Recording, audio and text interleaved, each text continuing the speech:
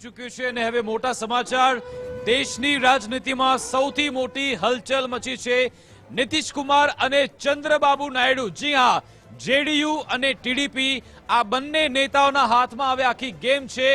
ચંદ્રબાબુ નાયડુ જે press conference કરવાના હતા તેમણે પ્રેસ કોન્ફરન્સ પોતાની રદ કરી છે। નીતિશ કુમાર પણ મીડિયા સામે નથી આવી રહ્યા। દેશની સૌથી મોટી હલચલ, સૌથી મોટા સમાચાર છે। એક તરફ સમગ્ર દેશની અંદર પાટનગરોની અંદર જે પ્રકારે બેઠકોનો દોર ચાલી રહ્યો છે એ બધા વચ્ચે આ સૌથી મોટી અપડેટ એ આવી રહી છે કે ચંદ્રબાબુ નાયડુ પ્રેસ કોન્ફરન્સ કરવાના હતા, કારણ કે જે પ્રકારે જીત મળી છે તેમને આંધ્રપ્રદેશની અંદર એકલા હાથે બહુમત તરફ જે આગળ વધી રહ્યા છે વિધાનસભાની ચૂંટણીમાં, પરંતુ દિલ્હીની અંદર પણ તેમની ખાસ જરૂર પડવાની છે। આ પરિસ્થિતિની અંદર અત્યારે તેઓ પ્રેસ કોન્ફરન્સ અચાનક રદ કરી દીધી છે। તો સૌથી મોટા સમાચાર એ પણ છે કે જેના હાથમાં સમગ્ર આ ગેમ છે એવું એન્ડ ફેક્ટર કહી શકાય। નીતિશ ઓર નાયડુ और ત્રીજું જે એન્ડ ફેક્ટરનું જે કામ છે એ છે નરેન્દ્ર, એટલે કે નરેન્દ્ર મોદી। આ તમામ જે એન્ડ ફેક્ટરની ચર્ચા વચ્ચે મોટી ચર્ચા આ છે કે નીતિશ કુમાર પણ મીડિયા સમક્ષ નથી આવી રહ્યા, એટલે આખરે આ ગઠબંધનને લઈને અત્યારે કયા પ્રકારની અટકળો છે તે રાજકીય ગલિયારોમાં તેજ બની છે।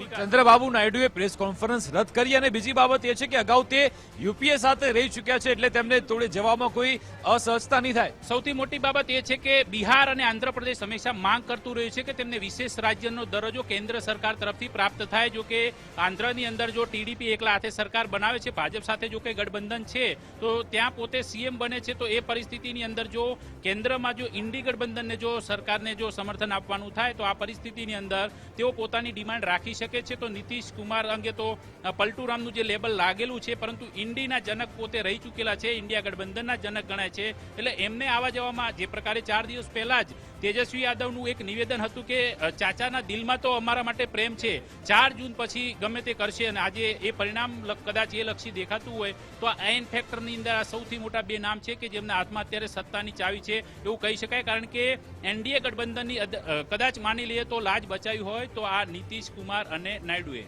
બિલકુલ, અને જો નીતિશ કુમાર ના હોત તો કદાચ આ ઇન્ડિયા ગઠબંધનમાં ના હોત, કારણ કે આખું જે ઇન્ડિયા ગઠબંધન છે તે ભેગું કરનાર નીતિશ કુમાર જ છે। સપ્ટેમ્બર 2022 આપણને યાદ આવે છે જ્યારે નીતિશ કુમાર દિલ્હીથી બિહારથી દિલ્હી પહોંચતા હતા અને કોંગ્રેસ નેતાઓ શરદ પવાર, આમ આદમી પાર્ટીના કેજરીવાલ, પશ્ચિમ બંગાળમાં મમતા બેનર્જી આ બધાને ભેગા કરતા હતા કે તમે એક સાથે બધા આવો ચૂંટણી લડો, પરંતુ કે તેલુગુ દેશમ પાર્ટી હવે તમામ અફવાઓનું ખંડન કર્યું છે।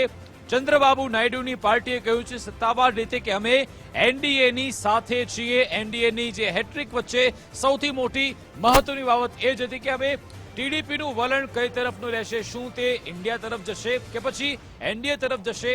પ્રેસ કોન્ફરન્સ ભલે રદ કર્યો, પરંતુ હવે ચંદ્રબાબુ નાયડુની પાર્ટી એવું કહી રહી છે કે અમે એનડીએની સાથે છીએ। જો કે જોવાનું રહેશે કે રાજનીતિમાં ભલે જે હા પાડવામાં આવતી હોય છે તે ના પણ હોય છે, અને જ્યારે ના પાડવામાં આવતી હોય છે તે હા પણ હોય છે। જોવાનું રહેશે હવે ટીડીપી શું વલણ અપનાવે છે। રાજનીતિની તાસીર એ રહી છે કે જે લોકો હા પાડતા હોય છે તે ના હોય છે અને નાની હા પણ હોય છે। અહીંયા શું લાગી રહ્યું છે આપ? બિલકુલ વિકાસ, જે રીતે હમણાં થોડા સમય પહેલા કોંગ્રેસનું એક નિવેદન આવ્યું કે રાજનીતિમાં બધું જ શક્ય છે।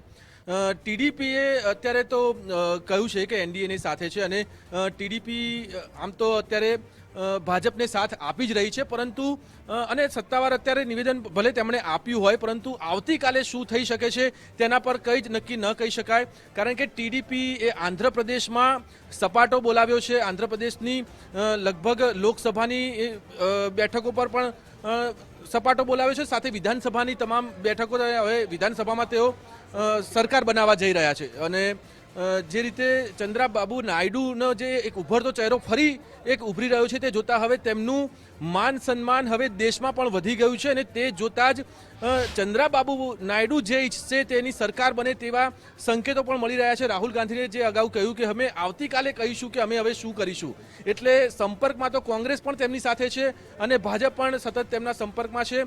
હવે જોવાનું રહે છે કે ટીડીપી આવતીકાલે શું વલણ અપનાવે છે। અત્યારે તો તેમણે એનડીએનો સાથ આપવાનું કહ્યું છે, આવતીકાલે શું થાય છે તે જોવાનું રહેશે। બિલકુલ, રાજનીતિમાં આવતીકાલ ખૂબ જ મહત્વનું છે, કારણ કે આપણે જોયું છે કે કલાકોની અંદર આખી સરકારો બદલાઈ જતી હોય છે। જોવાનું રહેશે કે આખરે શું વલણ રહેશે। Over to you Kashish.